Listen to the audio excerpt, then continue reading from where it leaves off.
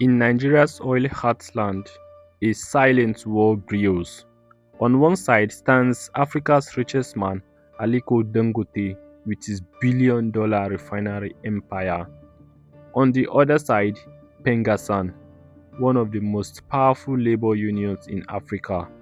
This is not a battle with guns and bombs, but a war of influence, rights, and control.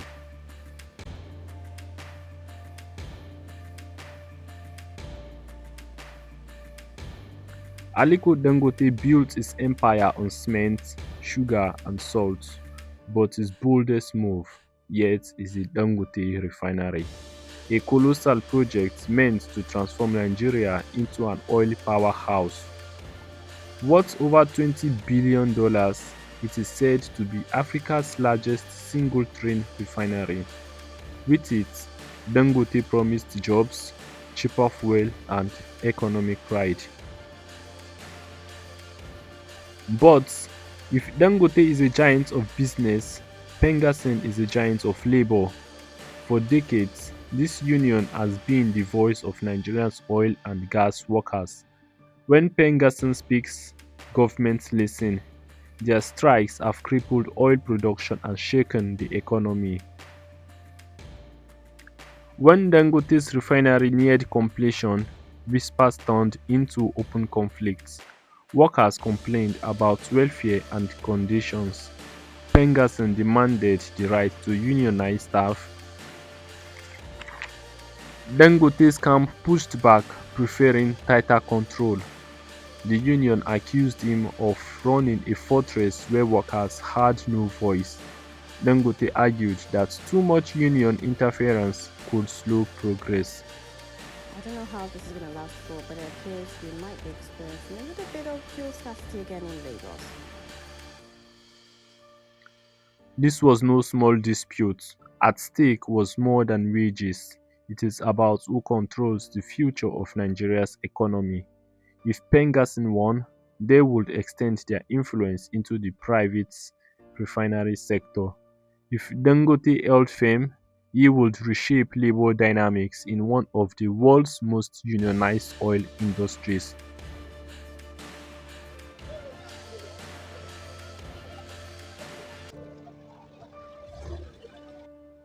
Today, the tension remains.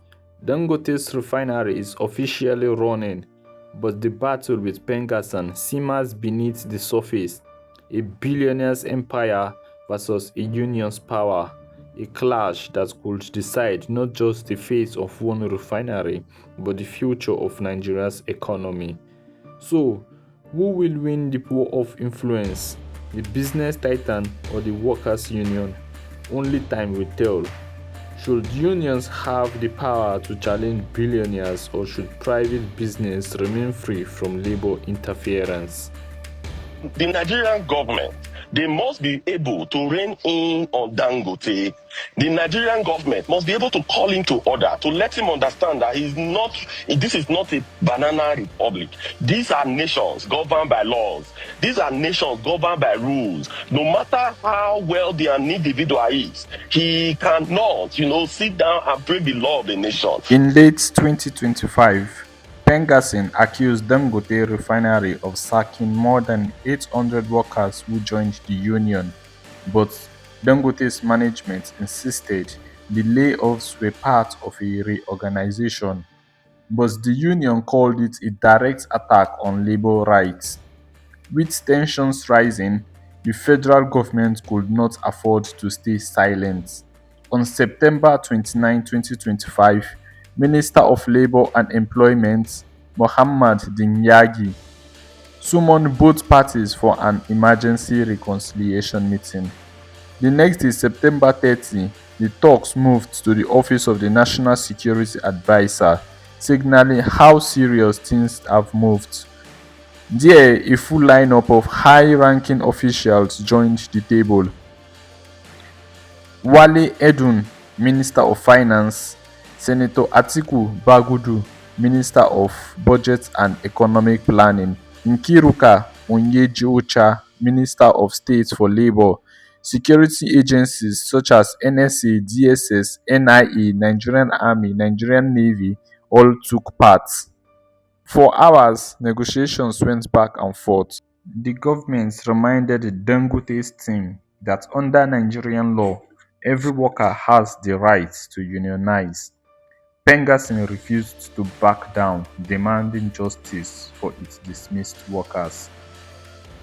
Dangote's representative argued that they needed discipline and safety, not chaos. At the center of it all, the government tried to keep the peace while saving Nigeria's biggest industrial project from collapse. Finally, by the evening of September 30th, a breakthrough was reached. A joint communique was drafted and signed by both parties under government supervision. It stated that all dismissed workers would be redeployed to other Dangote subsidiaries without any loss of pay. No worker will be victimized for joining or supporting the union. PENGASSAN will suspend all strike actions. Dangote Group will recognize the workers' right to unionize. The truce was sealed. Nigeria breathed sigh of relief. On the 1st of October 2025, the Ministry of Labour announced that the rift had been resolved. Dangote Refinery publicly thanked President Bola Ahmed Tinubu and praised the government's intervention. Vice President Kashim Shettima also commented, reminding Nigerians that no individual or group is bigger than the country. PENGASSAN, led by President Festus Osifo, later clarified that it has not signed a binding deal, but it accepted the redeployment offer for the sake of peace. This was the day government stopped the war. If you enjoyed this story, subscribe for more stories where money, politics, and people collide. These people, they have families. These people, they have children. These people, the school just resumed. They have to pay their children's school fees. They have to put food on the table of their... So what offense have they committed? Because they have exercised their freedom to unionism. There is union in Chevron. There is union in Shell. There is union in ExxonMobil. These people, what they have invested in Nigeria, what Dangote has invested is less than 10% of what they have invested in Nigeria since 1962.